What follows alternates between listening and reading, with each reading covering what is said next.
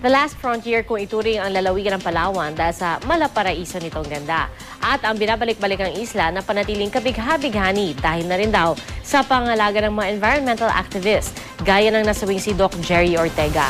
Balita natin ni Micaela Papa.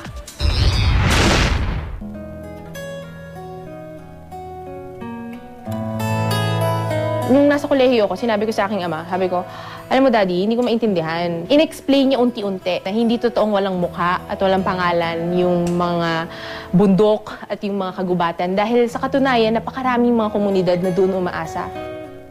Isang anak nangungulila sa yumaong ama. Isang taon na buhat ng mapaslang ang kilalang eco-warrior ng Palawan na si Doc Jerry Ortega. So we went there, tapos naging photo op na siya.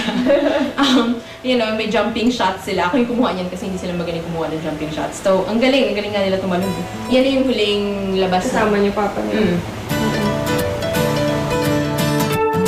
Kapirasong paraiso sa lupa.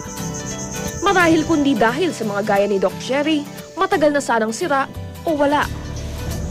Yan na nga yung pasalamat din namin kay Doc Jerry na nakilala niya kami.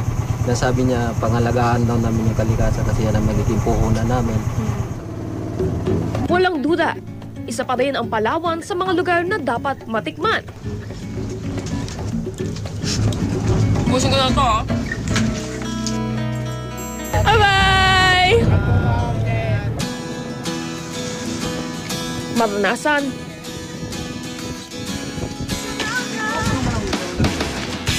At mapuntahan.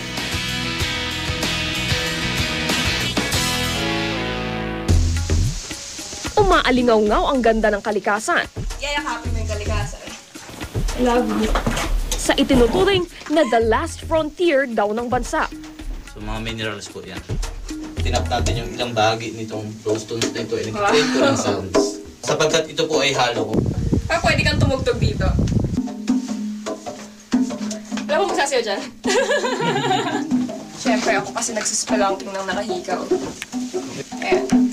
Try mo on.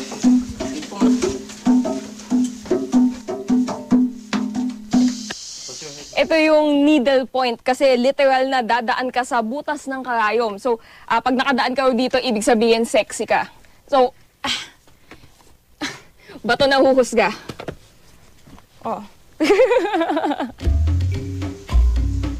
Layunin nga ni Doc Jerry na turuan yung community ng mga paraan kung paano nila pangangalagaan itong preserve na ito.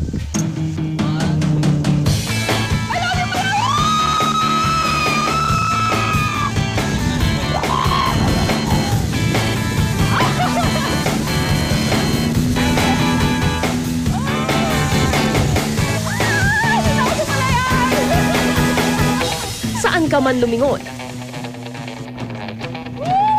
Saan ka man mapadpad? Sa ibabaw man? 2,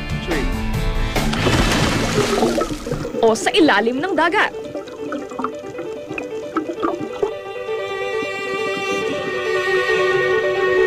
Dapat nga bang ipagpalit ang kalikasan sa ngalan ng kaunlaran? Ang galing talaga! Mga aral na walang dudang nakaukit sa diwa ni Mika na ngayon ay sumusunod na sa mga yapak na iniwan ng kanyang ama. Isang kakaibang summer break sa Palawan na di ko malilimutan. Micaela Papa, GMA News.